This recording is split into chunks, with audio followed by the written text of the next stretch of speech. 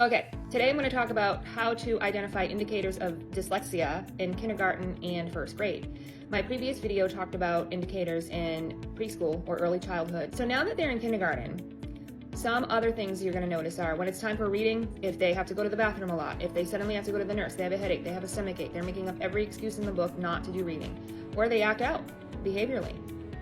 Definitely an indicator. Again, family history plays into that. They're reading a story and they'll read a sentence and all of a sudden they come to the word dog, but they read puppy instead. So they're substituting words for similar words, but have nothing to do with the spelling or the phonics. You know, puppy and dog are completely different sounds and spellings, and the child isn't even realizing or noticing that they're way off. Another thing too is with those sight words, you know, like the word you or the word said or it. They'll see it if they're reading a paragraph, you know, of text, and they see the word you in the top line. You tell them, oh, that's the word you. Okay, they get the word you. If they see it again in the second line and they don't remember it, and you have to keep telling them that that says you, a lot of people can't understand that, and they actually get upset with their kids, and they're like, I've told you 17 times that that says you. How come, 2 seconds later, you don't remember that it says you? So that's another indicator. They don't understand that each letter has its own sound. So if you say, what does B say? And they can't tell you book, they can't identify that sound symbol relationship. And furthermore, they don't understand that a word can be pulled apart into sounds. So if you have the word cat, they don't understand that it's actually k, at, and that C is found in other words that say k, and the A is found in other words and says a, like rag. Oh, A is in cat says a in rag says a. They don't figure out that correlation is there. They just see cat as they see it as one sound, and they see it as a picture, and they memorize what it looks like. And then they see rag, and they don't make the association, oh, I'm hearing the same sound. They just think of it as, they're thinking of a rag that you wash your table with, and that's what it looks like. That's what the word looks like as a picture, but they don't know it's rag.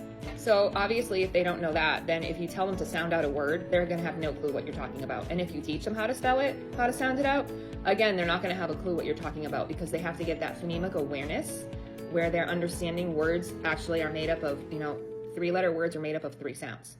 That's not going to help them at this point. Now they're going to need some intervention, whether they're dyslexic or not. So those are all indicators, but I want to talk about some of the strengths that you're going to notice as well, because like I said, people who have dyslexia have superpowers. They have amazing abilities in other areas, so you're going to start to notice this as well. They are very curious, and they have a great imagination, and they're drawn to games, like if in kindergarten, if you still have centers, they're drawn to the games where they have to put things together, Legos, blocks. They're able to figure things out and come up with an out-of-the-box solution to a problem, and they get the gist of things right away. Big picture, like science and how things work. They love to solve puzzles, and they have amazing vocabulary and comprehension skills if they're hearing a story. They say, oh, you can grow your vocabulary and get a great vocabulary because you read a lot. Yes, that's true. You can also get grade level vocabulary if you are read too as well. They have really good listening skills. They can make inferences far beyond their years. You know, a lot of kindergartners and first graders cannot make inferences. They can't really read between the lines. They can, some can, but kids who have dyslexia are really good at that and good at figuring out vocabulary words. They also they'll be drawn to putting things together and wanting to learn how things work. Usually they are a little more mature.